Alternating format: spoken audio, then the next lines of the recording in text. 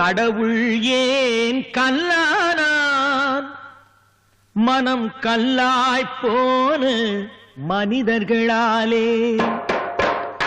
கடவுள் ஏன் கல்லானான் மனம் கல்லாய்ப்போன மனிதர்களாலே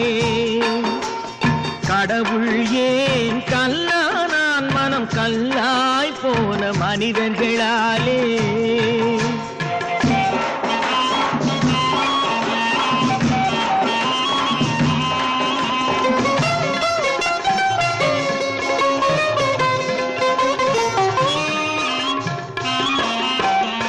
கொடுமையை கண்டவன் கண்ணை இழந்தான் அதை கோபித்து தடுத்தவன் சொல்லை இழந்தான் கொடுமையை கண்டவன் கண்ணை இழந்தான் அதை கோபித்து தடுத்தவன் சொல்லை இழந்தான்